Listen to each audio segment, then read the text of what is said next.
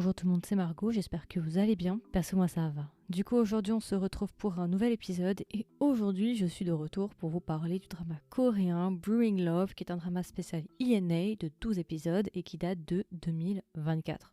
Alors peut-être que vous en avez entendu parler, mais c'est vrai qu'il a été quand même assez discret, on va pas se mentir. Donc si jamais c'est un drama qui est disponible sur Viki, et peut-être pour les personnes que ça intéresse, n'hésitez pas à checker aussi sur Voir Drama. On a un petit peu parlé sur les réseaux sociaux et c'est un drama qui a fait un peu débat, parce qu'en fait c'est très divisé. C'est vraiment, t'as le clan qui va dire que c'est trop bien, et t'as le clan qui va dire vraiment on s'ennuie comme un rat crevé au bord de la route. Donc moi je suis de retour du coup pour vous donner mon review après l'avoir vu. Disclaimer, ce qu'il faut savoir à propos de ce drama, c'est qu'il s'agit d'une tranche de vie. Donc si vous n'aimez pas les tranches de vie, il y a de fortes chances pour que vous n'aimiez pas le drama. Alors rapidement, du coup, quels sont les acteurs qui jouent dans ce drama? En actrice principale, nous avons Kim Se-jung. Kim Se-jung, si vous la connaissez pas, je pense que vous la connaissez.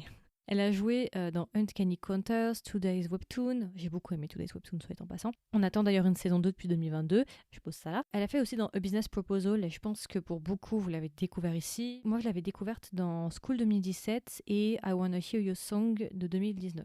Et elle a fait énormément de TV shows, après ce que je peux voir. Et en acteur principal, nous avons Lee Jong-won. Lee Jong-won, si vous le connaissez pas, alors il a fait beaucoup de rôles. Moi, mon rôle où je l'ai connu, c'était le web drama XX en 2020. Alors, c'était pas les débuts de sa carrière, il a commencé en 2018, mais c'est vrai que moi je l'avais connu là-dedans et franchement je l'avais adoré à l'époque. Ensuite, il a fait pas mal de petits rôles. Un de ses premiers rôles principaux, c'était dans The Golden Spoon. Bon, j'avoue, j'avais pas vraiment aimé le drama. Il a fait aussi dans Night Flower, pareil, ce drama je l'avais drop, je l'avais pas trop apprécié. Il a aussi joué dans Bad Memory Eraser, que je n'ai pas encore vu, il faut que je le regarde, et du coup, maintenant, il joue dans Brewing Love. Alors du coup, ça c'est notre duo d'acteurs pour ce drama. Après, il y a plein d'autres acteurs, bien évidemment, mais ça c'est déjà notre duo. Alors rapidement, du coup, de quoi parle le drama Brewing Love pour celles et ceux que ça intéresse? Brewing Love, ça va parler de notre personnage principal féminin qui s'appelle Young-joo. On nous explique que Young-joo travaille pour une entreprise qui produit de la bière, de l'alcool, et on sait aussi qu'avant de travailler dans cette entreprise-là, elle faisait partie des forces spéciales coréennes. Ça va être un détail assez important pour toute l'histoire. Et au début du drama, ce qui va se passer, c'est que son équipe, parce qu'en gros, cette entreprise-là a différentes marques de bière, et en gros, ce qui va se passer, c'est que l'histoire en fait va tourner autour justement de cette entreprise de bière, de la concurrence entre les différentes bières,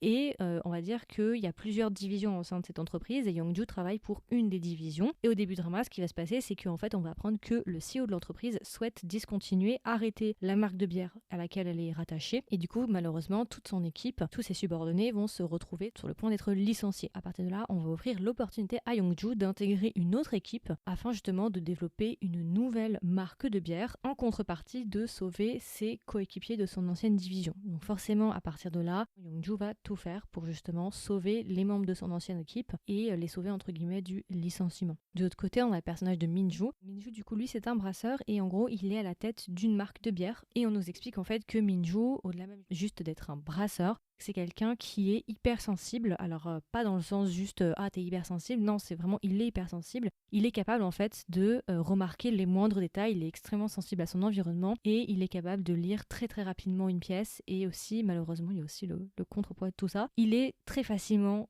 influencé, ou en tout cas les émotions des autres l'affectent très facilement, et d'ailleurs tout ça justement, cette hypersensibilité là, ça a aussi amené beaucoup de problèmes avec sa relation avec son père et ce genre de choses. Donc voilà, vous verrez, de toute façon je vous laisse regarder. Et au début du drama, ce qui va se passer, c'est que Young-joo va goûter la bière de Min-joo et à partir de là elle va se mettre en tête de tout faire pour essayer de le faire signer dans son entreprise et de produire justement une nouvelle bière, une nouvelle marque pour son entreprise pour laquelle elle travaille. Et à partir de là, justement, les deux personnages, Young-joo et Min-joo, vont travailler ensemble, vont se rapprocher et une histoire va naître. Voilà, je vais pas en dire plus, c'est vraiment un drama. T'as vraiment deux temps.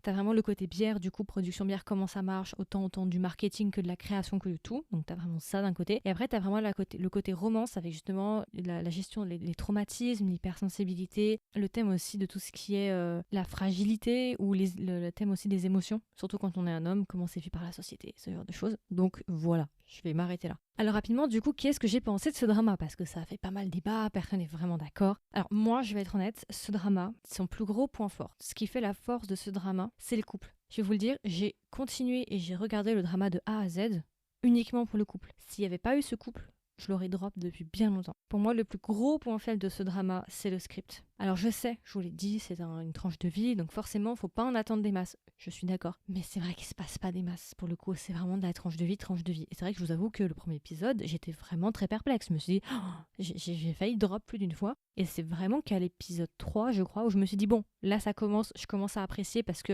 la romance débute enfin, ou en tout cas commence. Mais je vous avoue que je comprends les critiques qu'il y a pu avoir de personnes qui me disaient, bah non, franchement, je me suis emmerdée, j'ai drop et tout. Je peux comprendre parce que franchement, ce drama, en fait, on s'ennuie en fait. C'est que des dialogues à rallonge, à rallonge et à rallonge. Et j'avoue que j'ai passé énormément de moments. Et dès qu'il y avait genre la vie du village, entre guillemets. En fait, le problème aussi, c'est qu'on va me dire, oui, mais c'est de la tranche de vie, enfin voilà, c'est le principe, tu vois. Mais le truc, c'est que moi, j'ai pas de mal avec la tranche de vie quand on s'attache aux personnages secondaires. Mais là, franchement, tous les membres du village et tout, je me suis pas spécialement attachée à eux. En fait, je trouve qu'ils sont pas traités au point où justement tu t'attaches à eux, où ils vont te manquer. Je pense par exemple à d'autres dramas comme Summer Strike, qui est aussi un petit peu de la tranche de vie. Je pense aussi à Would You Like a Cup of Coffee, qui est de la tranche de vie pure et que j'ai adoré. One Day Off, qui est de la tranche de vie aussi et que j'ai beaucoup aimé. Je pense en Chine à Meet Yourself. Alors là, pour le coup, c'est vraiment l'exemple de ta tranche de vie dans un village. Mais tu t'accroches au personnage, tu t'accroches au village. Ici, franchement, c'est de la tranche de vie pour être de la tranche de vie. Mais je trouve que derrière les personnages, mis à part les 4 personnages principaux, on va dire, pour le reste, ça c'est quand même assez plat. Et encore, le drama fait 12 épisodes. Donc voilà, franchement, mon plus gros point positif, c'est vraiment ce couple. Minju, c'est vraiment un green flag ambulant. Si vous voulez savoir mon genre, maintenant, c'est lui. Voilà, c'est mon genre. Vraiment, ce gars est parfait. Enfin, il y a tellement de scènes où je me suis dit, oh, genre la scène de déclaration, mais quand il dit, non mais moi en fait, quand je veux quelque chose, j'hésite pas.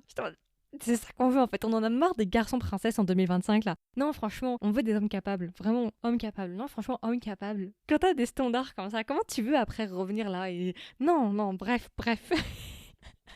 Vous sentez qu'il y a du vécu ou pas? Je vais m'arrêter là. Non, mais vraiment, voilà, Green Flag, j'ai adoré ce personnage, il est adorable. Et franchement, genre, c'est vraiment le personnage, vous voyez, qui est beaucoup plus doux, qui est pas forcément dans, vous savez, la virilité, voilà, hyper, la masculinité toxique, entre guillemets. C'est vraiment un personnage beaucoup plus doux, beaucoup plus délicat, mais qui est pour autant très viril, entre guillemets, ou très masculin. Je sais pas comment vous expliquer. Mais c'est pas, la masculinité, c'est pas forcément avoir des muscles, avoir de la barbe et être un macho, tu vois ce que je veux dire? C'est une masculinité beaucoup plus douce, beaucoup plus... Bref, vous verrez. Voilà, moi franchement, s'il n'y avait pas eu ce couple, j'aurais drop depuis bien longtemps. J'ai vraiment adoré ce couple pour plein d'aspects différents. Et c'est intéressant aussi qu'ils aient traité un petit peu l'hypersensibilité et tout ce que ça peut engendrer et tout. L'impact que ça a sur les personnes dans la vie de tous les jours en fait. C'est un drama qui me laisse un peu perplexe parce que voilà, j'ai énormément aimé le couple, mais derrière, je peux pas dire que c'est un drama excellent parce que franchement, le script derrière, c'est pas ça quoi. Vraiment, c'est pas ça du tout. En tout cas, moi je trouve que c'était pas fou. Tous les moments de bière et de tout, franchement, j'ai beaucoup passé. Hein. J'ai même beaucoup passé. Donc voilà. Et j'ai bien aimé aussi le couple secondaire qui est assez intéressant. La dynamique est complètement différente. C'est 2 salles, 2 ambiances avec le couple principal. Mais j'ai bien aimé. Voilà. Je vous laisserai là hein, si jamais ça vous intéresse. Mais voilà. Drama qui a du potentiel. Drama qui était intéressant mais qui malheureusement n'a pas poussé jusqu'au bout et qui a quelques défauts malheureusement qui se sont avérés fatals pour beaucoup de personnes et ce qui a poussé beaucoup de personnes à drop le drama. Donc voilà. Et du coup, si je devais le recommander, est-ce que je le recommande? Eh bah, je sais pas. Écoutez. Parce qu'après, on va revenir attraper ma veste si je vous le recommande et que vous êtes déçus. Vous voyez ce que je veux dire? Moi, je pense que si vous voulez vraiment le voir, c'est sous certaines conditions. Si les tranches de vie où il se passe pas des masses ne vous fait pas peur, pourquoi pas? Si vous adorez le milieu de la bière, si c'est quelque chose qui vous intéresse, mais vraiment poussé en termes de travail ou vraiment c'est de la vie journalière de taf où on produit de la bière, ce genre de choses, pourquoi pas? Si vous aimez le casting, pourquoi pas? Mais franchement, moi je me dédouane aussi.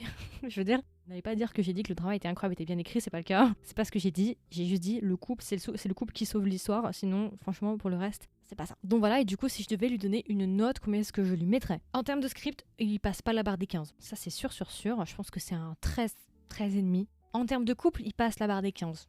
Voilà, je vous laisse avec ça. Je vous laisse avec l'information. Faites ce que vous voulez avec. Non, mais je saurais pas en fait lui donner une note. Et j'ai quand même bien aimé le couple. Et ça me fait mal de lui mettre 13,5, 14 compte tenu de mon appréciation du couple.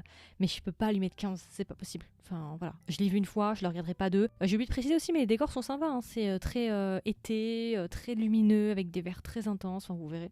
Je sais pas pourquoi. Oui, parce qu'il y a les photos, j'ai les photos sous les yeux, c'est pour ça que je vous dis ça. Et l'acteur est très beau. Lee Jong-won est très très beau. Soit en passant, moi je pose ça là. Donc voilà, écoutez, c'est à peu près tout. Du coup, c'était mon avis extrêmement court sur Brewing Love. Comme d'habitude, n'hésitez pas à me donner vos retours. Qu'est-ce que vous en avez pensé? Est-ce que vous l'avez aimé? Vous ne l'avez pas aimé? Si vous ne l'avez pas encore vu, est-ce que vous comptez tout de même lui laisser une chance et aller le voir? Il y aura une section commentaires si vous m'écoutez sur Spotify, Apple Podcast et aussi sur YouTube et YouTube Musique. Et si jamais vous êtes au courant des dernières sorties du podcast, n'hésitez pas à vous abonner sur votre plateforme d'écoute préférée. Et si jamais vous voulez m'aider et me soutenir, comme d'habitude, n'hésitez pas à me laisser une note, pareil, sur votre plateforme d'écoute préférée. Et puis voilà, écoutez, je vous souhaite une agréable journée ou une agréable soirée.